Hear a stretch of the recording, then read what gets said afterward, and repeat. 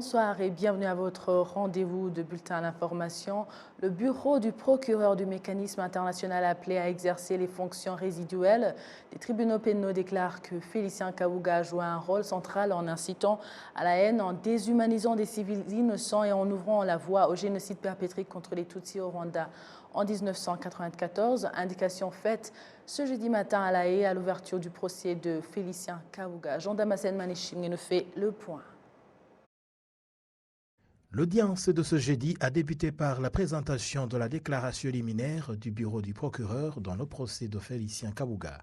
Ce dernier est accusé d'avoir commis des crimes de génocide, d'incitation directe et publique à commettre le génocide, d'entente en vue de commettre le génocide, ainsi que les crimes contre l'humanité, qui sont l'extermination, l'assassinat et les persécutions, tous commis pendant le génocide des Tutsis en 1994 au Rwanda. Le procureur du mécanisme, Serge Bramertz, a fait une déclaration publique suivante. Aujourd'hui, les victimes des crimes de Félicien Kabuga et le peuple rwandais tout entier devraient être au centre de nos pensées. Ils ont attendu 28 ans que justice soit faite. Mon bureau est déterminé en leur nom à amener Félicien Kabuga à répondre de ses actes. Félicien Kabuga a été l'un des fugitifs les plus recherchés au monde pendant 2 décennies.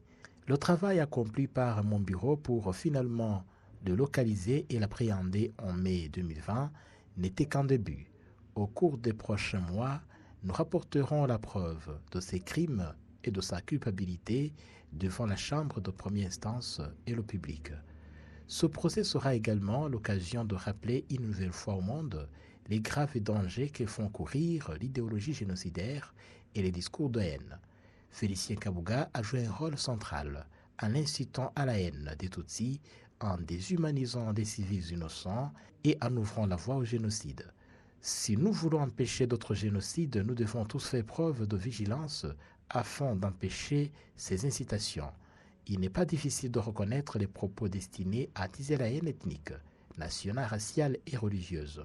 Mais encore faut-il avoir la volonté de les enrayer à leur source. L'accusation a présenté les principaux éléments de l'affaire visant Félicien Kabuga. Il a fait valoir que Félicien Kabuga avait délibérément apporté de contributions importantes à la commission de ces crimes. Premièrement, en créant et en exploitant la radio-télévision libre de Mille Collines RTLM, et deuxièmement, en finançant, en armant et en soutenant les miliciens Interahamwe. Outre le fait d'avoir étroitement participé à la propagation de l'idéologie génocidaire, Félicien Kabuga a dans le même temps soutenu directement les miliciens Interahamwe qui allaient compter parmi les principaux auteurs du génocide des Tutsis. Il les a financés, leur a fourni et distribué des armes, a organisé leur formation et a plus tard encouragé personnellement la commission des meurtres.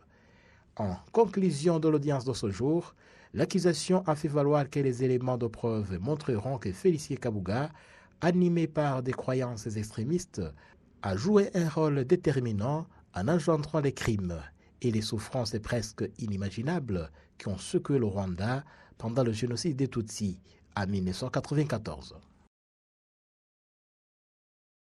À Kigali s'est tenue ce jeudi l'Assemblée générale du Forum de concertation des partis politiques agréés au Rwanda. L'objectif était d'examiner et approuver le rapport d'audit sur l'utilisation des fonds et actifs de ce forum au cours de l'exercice 2021-2022 préparé par la commission en charge des programmes. Au cours de cette assemblée, le chef de parti vert démocratique, le député Franck Habineza, a présenté ses excuses aux Rwandais pour les propos qu'il avait prononcés au début du mois d'août 2022 où il avait appelé le gouvernement rwandais à avoir des pourparlers avec l'opposition ainsi que les groupes armés. Le président de la Cour suprême, le docteur Faustin Ndiaye, a exhorté les professionnels de l'arbitrage à toujours être caractérisés par l'intégrité et à fournir des efforts dans le perfectionnement de leurs activités afin qu'ils puissent davantage contribuer au développement du pays. Indication faite ce jeudi lors de la célébration du 10e anniversaire du Centre international d'arbitrage de Kigali. Depuis que ce centre d'arbitrage est opérationnel au Rwanda, il a reçu plus de 200 dossiers et dont 40% sont à caractère international. Le responsable du centre d'arbitrage international de Kigali, Mbundu Faustin, indique que même s'ils ont beaucoup de réalisations à se féliciter, le chemin est encore long pour que cette profession puisse aller de l'avant.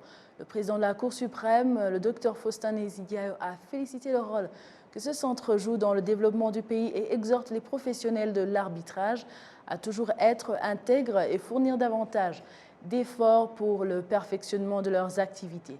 Certains professionnels de l'arbitrage Kigali sont revenus sur les obstacles auxquels ils sont confrontés et ce qui pourrait être fait pour trouver une solution durable. Les difficultés qu'on rencontre en tant que praticien africain, c'est surtout la sous-représentation parmi les arbitres et d'ailleurs aussi les avocats, les conseils internationaux dans des arbitrages internationaux. Donc une des plus grandes difficultés qu'on a observées au cours des dernières années, de la dernière décennie, c'est qu'il y a beaucoup de dossiers d'arbitrage qui viennent du continent africain, c'est-à-dire qu'il y a énormément d'entreprises qui investissent en Afrique ou de gouvernements africains qui vont avoir dans leur contrat des clauses qui envoient leurs litiges éventuels à l'arbitrage international. Mais en face de ce volume relativement important de dossiers qui vient du continent africain, il n'y a pas autant de praticiens, d'avocats, de juristes africains qui sont présents dans les procédures. Et souvent dans ces dossiers, les parties, donc que ce soit les gouvernements, que ce soit les entreprises privées, vont être représentées par des conseils occidentaux de différentes places, Paris, New York, Londres, Genève, ainsi de suite.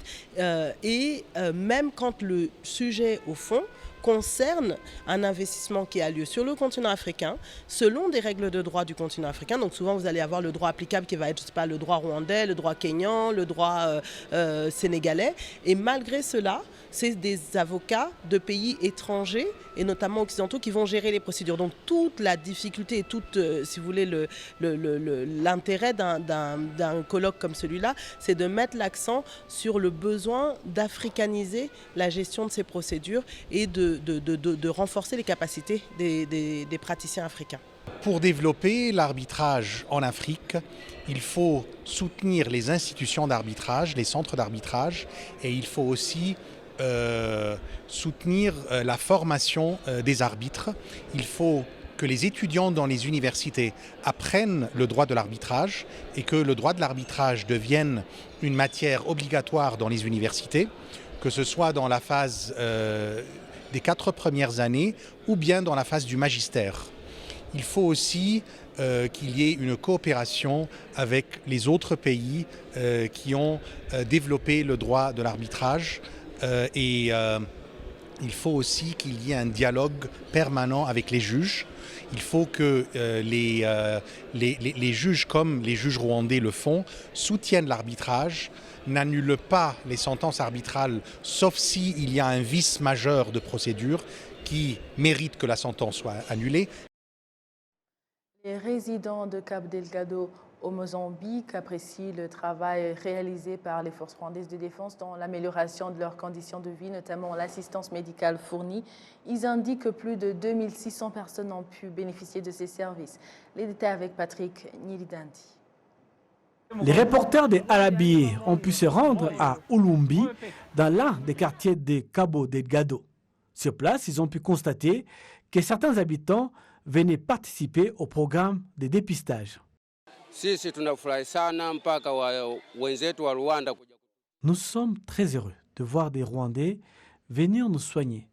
Nous avons des soucis par rapport à nos soins car nous faisons face à des maladies, notamment le paludisme.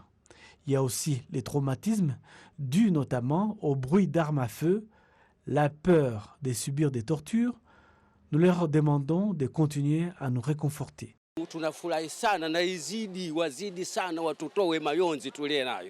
Compte tenu du climat plutôt chaud et humide de cette région, le paludisme est assez répandu à Cabo Delgado, comme l'explique le docteur-major Jean-Paul Shumbusho, chef des opérations médicales des forces rwandaises de défense et de la police dans cette province de Cabo Delgado.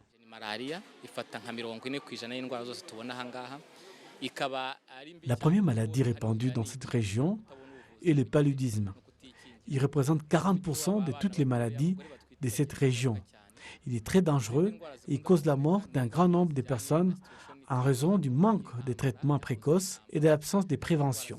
Mais il y a aussi d'autres maladies liées à la situation actuelle de guerre, notamment la malnutrition, les maladies dues au manque d'hygiène. D'autres problèmes et situations exigent des mesures préventives, la mise en place des méthodes de planification familiale, la vaccination des enfants, le dépistage de diverses maladies comme le VIH-Sida et diverses autres maladies.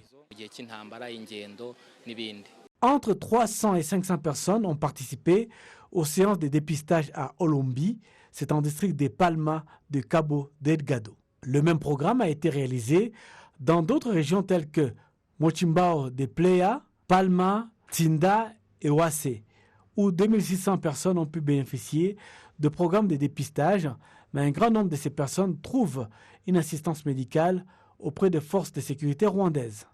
Le porte-parole des forces rwandaises de défense, le général de brigade Ronald Rivanga, a souligné que de telles activités sont menées pour le peuple afin de lui assurer une sécurité dans tous les domaines. Merci à vous tous qui étiez au rendez-vous d'actualité de la télévision rwandaise. Au nom de toute l'équipe qui a réalisé ce bulletin d'information, je vous souhaite de passer une agréable soirée. Vous étiez avec Amandine Dikouma-Savo. À la prochaine et d'ici là, portez-vous bien.